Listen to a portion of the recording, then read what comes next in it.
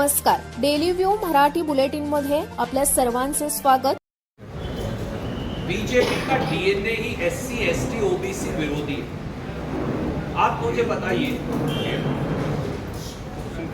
क्या ये सही नहीं कि हेगड़े जी जो बीजेपी के लीडर हैं कर्नाटक में, वो संविधान बदलने की बात कर रहे हैं? क्या ये सही नहीं कि अरुण गोविल जो बीजेपी के नेता हैं यूपी में, मोदी जी के चहेते, जिन्हें उन्होंने खास तौर से अपनी जेब से निकालकर बीजेपी की टिकट दी, उन्होंने कहा मोदी जी ने मुझे कहा है हम संविधान बदल दें।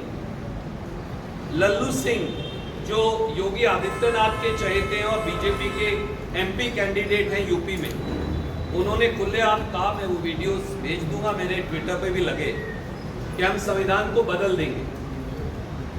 मोदी जी और भारतीय जनता पार्टी की एक और नेता है ज्योति मिर्धा जी राजस्थान में, क्या ये सही नहीं कि उन्होंने अभी कहा कि हम संविधान बदल देंगे? आरएसएस के प्रमुख मोहन भागवत जी तो पहले ही आरक्षण के बारे में कह चुके कि ये आरक्षण जो है इस पर पुनर्विचार होना चाहिए। देखिए, इस देश में गरीब को, एससी, एसटी, ओबीसी को सबसे बड़ा अधिकार संविधान है, और मोदी सरकार इस संसदीय चुनाव के बाद अभी भी संविधान पर हमला बोल रखा है और वो अब संविधान को खत्म करना चाहते हैं। और जो हमारे ओबीसी साथी या एससी, एसटी साथी, उन पर तो एक डिजाइन अटैक हो रहा है। आप मुझे बताइए, 73 PSUs मोदी जी ने बेच दिए, पब्लिक सेक्टर अंडरटेकिंग। उनमें 15 लाख नौकरियां थी। उन 15 लाख नौकरियों में 27% ओबीसी की थी, आधी एससी, एसटी की थी, तो 50% नौकरियां चली गई। 7.5 लाख नौकरी तो चली गई। 30 लाख सरकारी नौकरियां मोदी जी ने 10 साल से भरी नहीं।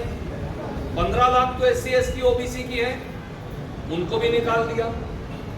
भारत सरकार का बजट देते हैं भारत सरकार के सेक्रेटरी। पहले प्रमोशन से लोग बनते थे, एससी, एसटी, ओबीसी को भी मौका मिलता था। अब उन्होंने लेटरल एंट्री कर दी है, यानी प्राइवेट सेक्टर से डायरेक्ट भर्ती करते हैं, ज्वाइंट सेक्रेटरी से ऊपर। तो अब तो कोई सेक्रेटरी एससी, एसटी, ओबीसी का है नहीं, क्योंकि उनका आरक्षण ही खत्म कर दिया आपने। हमने एससी, एसटी सब प्लान बनाई थी, वो भी खत्म कर दी।